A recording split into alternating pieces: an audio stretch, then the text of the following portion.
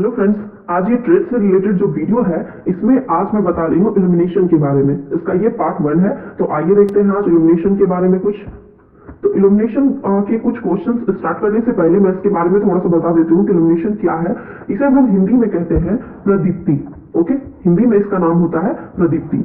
ये कहा जाता है आपका कि प्रकाशित तल के इकाई क्षेत्रफल पर तल की लंबवत दिशा से पड़ने वाले प्रकाश की मात्रा उस तल का इल्यूमिनेशन कहलाता है। एक बार फिर से सुन लीजिए कि प्रकाशित तल, ओके, जो तल वैसा तल जो कि प्रकाशित है, प्रकाशवान है, उसके तल की इकाई क्षेत्रफल तल की लंबवत दिशा से पड़ने वाले प्रकाश की मात्रा जो है उस तल की इल्यूमिनेशन कहलाता है, या फिर उसे हम लोग प्रदीप्ति कहते हैं। मोटे मोटे शब्दों में आप जानिए कि इल्यूमिनेशन का अर्थ क्या होता है।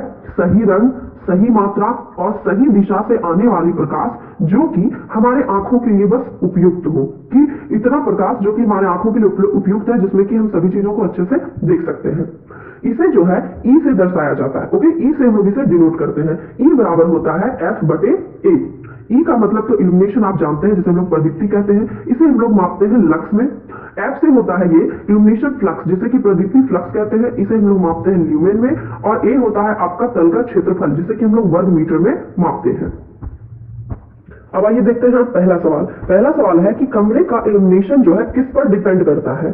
तो ये डिपेंड करता है आपका छत और दीवार के रंग पर। कमरे का इल्यूमिनेशन जो है छत और दीवार के रंग पर डिपेंड करता है। यानी कि अगर हम अपने रूम की जो सीलिंग होती है और दीवार को अगर किसी अच्छे कलर से अगर हम लोग करते हैं तो उस रूम में रखी हुई चीजें हमें अच्छे से दिखाई भी पड़ती है और हमारे आंखों के लिए प्रयुक्त भी होता है और आंखों को हानि भी नहीं पहुंचता है। ओके, नेक्स्ट क्वेश्चन है कि अच्छे इल्यूमिनेशन होगा जब प्रकाश ब्लैस होता है। तो जब प्रकाश जो है एक समान एवं पर्याप्त होता है तब यह अच्छे इल्यूमिनेशन कहलाते हैं। तो अच्छे इल्यूमिनेशन होगा जब प्रकाश एक समान एवं पर्याप्त होगा। Option number C. Next question है कि फ्लोरेसेंट ट्यूब की औसत आयु कितनी होती है। तो इसकी जो औसत आयु होती है वो होती है 3000 घंटे। फ्लोरेसेंट ट्यूब की औसत आयु कितनी होती है? 3000 घंटे। Option number B.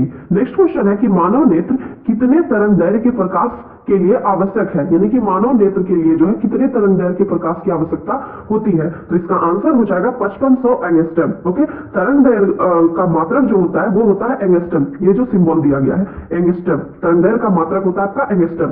और इसे जो है हम लोग प्रदर्शित कैसे करते हैं? तो लैम्डा से। लैम्डा जो इस तरह का आपका दिया जाता है, तो लैम्डा से हम लोग इसे प्रदर्शित करते हैं। नेक्स्ट क्वेश्चन है कि प्रदीप्ति की मीट्रिक इकाई क्या होती है। तो इसकी मीट्रिक इकाई होती है लक्स। जैसा कि मैंने भी मतलब कि जब वीडियो को मैंने स्टार्ट किया था तभी मैंने बताया था कि प्रदीप्ति की मीट्रिक इकाई क्या होती है? लक्स होती है। Option number B. Next question है कि फ्लोरोसेंट ट्यूब क्या है। तो फ्लोरोसेंट ट्यूब जो है एक निम्न दाब मरकरी वाष्प लैंप है और इसमें जो है इस ट्यूब में बेरियम तथा स्ट्रोंशियम ऑक्साइड के मिश्रण से लेपित किया जाता है। तो फ्लोरोसेंट ट्यूब क्या है? तो यह एक निम्न दाब मरकरी वाष्प लैंप है और इसमें अगर पूछा जाए कि किससे लेपित किया जाता है तो बेरियम तथा स्ट्रोंशियम ऑक्साइड के मिश्रण से। नेक्स्ट क्वेश्चन है कि कैंडेला निम्न में से किसकी इकाई है। ये तो आप सब ऐसे ही जानते होंगे क्योंकि फिजिक्स में काफी बार आप लोगों ने पढ़ा भी है कि कैंडेला किसकी इकाई है। तो ज्योति तीव्रता की। Option number D. Next question है कि जलती हुई ट्यूबलाइट से यदि स्टार्टर निकाल लिया जाए तो क्या होगा। तो यदि जलती हुई ट्यूबलाइट से अगर हम लोग उसके स्टार्टर को निकाल देते हैं तो भी यह जलती ही रह जाएगी। Option number C. क्योंकि जब हम लोग ट्यूबलाइट को जलाते हैं तो ऑन होने के बाद उसका जो कनेक्शन होता है स्टार्टर से कट जाता है। तो इसीलिए जब हम स्टार्टर को अगर निकाल भी देंगे जलने के बाद तो भी ट्यूबलाइट हमारी जलती रहेगी। नेक्स्ट क्वेश्चन है कि 40 वाट ट्यूब की लंबाई निम्नलिखित में से होती है। यानी कि कितना लंबा होता है 40 वाट का ट्यूब जो यूज करते हैं हम लोग, उसकी लंबाई कितनी होती है? तो उसकी लंबाई होती है 1.2 metre. Option number B. Okay, next question है कि मरकरी वाष्प लैंप की औसत आयु कितनी होती है। तो मरकरी वाष्प लैंप की जो औसत आयु होती है वो होती है 3000 घंटे।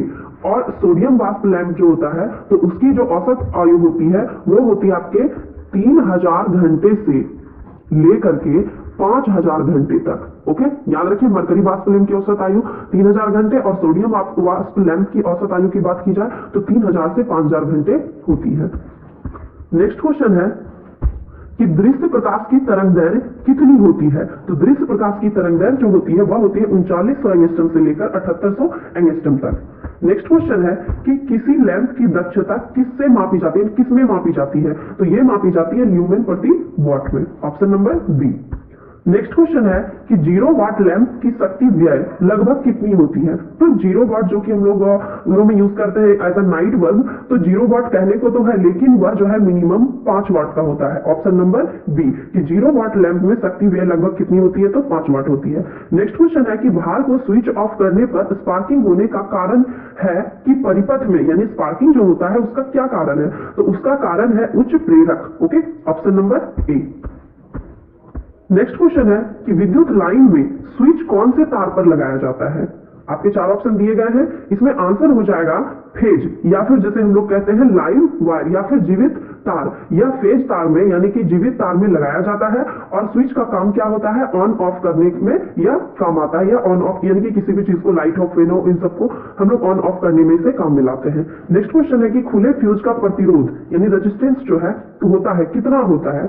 तो ये होता है आपका अनंत। खुले फ्यूज का प्रतिरोध जो है अनंत होता है। फ्यूज का प्रयोग जो है सर्किट में लगे उपकरण की सुरक्षा के लिए हम लोग करते हैं, और फ्यूज जो है हमेशा श्रेणी क्रम में लगाया जाता है, सीरीज में लगाया जाता है। नेक्स्ट क्वेश्चन है कि मैग्नीशियम वाष्प से प्राप्त होने वाला रंग होता है कैसा? मैग्नीशियम वाष्प से, तो उसका जो रंग होता है वो होता है ग्रीन कलर, हरे कलर का। मैग्नीशियम वाष्प से प्राप्त होने वाला रंग होता है हरा, option number D. Next question है कि टंगस्टन का गलनांक जो है कितना होता है? तो टंगस्टन का जो गलनांक होता है वो होता है आपका 3400 डिग्री सेंटीग्रेड। ओके, टंगस्टन का गलनांक कितना होता है? तो 3400 डिग्री सेंटीग्रेड। नेक्स्ट क्वेश्चन है कि जलते हुए विद्युत बल्ब के तंतु का तापमान सामान्यतः कितना होता है? तो वो होता है आपका 1500 से 2500 डिग्री तापमान। ध्यान रखिए, इसके पहले जो मैंने बात की थी वो की थी बात यहाँ पे गलनांक की, यहाँ पे देख लीजिए गलनांक की। अब अभी मैं जो बात कर रही हूँ तंतु के, तो वो मैं बात कर रही हूँ तापमान की। तो तापमान जो है इसका होता है कितना? 1500 से 2500 डिग्री। बल्ब का तंतु क्या चीज का बना होता है? तो टंगस्टन का बना होता है, और टंगस्टन का जो है अगर तापमान की बात कही जाए तो 1500 से 2500, और गलनांक की बात कही जाए तो 3400 डिग्री सेंटीग्रेड। ओके, और नेक्स्ट क्वेश्चन है हमारा कि फ्लोरोसेंट ट्यूब जो है प्रचलित होता है, तो ये प्रचलित होता है आपका एसी और डीसी दोनों में। नेक्स्ट क्वेश्चन है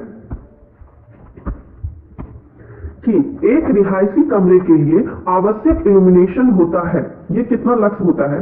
तो ये होता है आपका 50 से 60 लक्स तक। एक रिहायशी कमरे के लिए आवश्यक इल्यूमिनेशन कितना होता है? 50 से 60 लक्स। नेक्स्ट क्वेश्चन है कि इंडिकेटर लैंप के पास डैश होंगे, तो ये होगा आपका फेज और neutral connection, option number A. Indicator lamp के पास जो है फेज और न्यूट्रल कनेक्शन होंगे। इंडिकेटर लैंप क्या होता है कि किसी भी परिपथ में सप्लाई होने पर जलता है, अर्थात यह सप्लाई होने का निर्देश देता है, और इसमें जो है फेज और न्यूट्रल कनेक्शन दोनों होते हैं। नेक्स्ट है कि ट्यूबलाइट का चौक किस सिद्धांत पर कार्य करता है? तो ये कार्य करता है आपका प्रेरकता पर।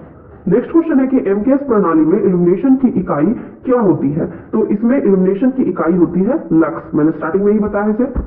नेक्स्ट क्वेश्चन है कि एक बिजली के लैंप को 100 वाट और 220 वोल्ट के रूप में मार्क किया जाता है। कोई बिजली का लैंप है और इसे इस रूप में हम लोग मार्क करते हैं, तो फिलामेंट का जो प्रतिरोध होगा वो कितना होगा?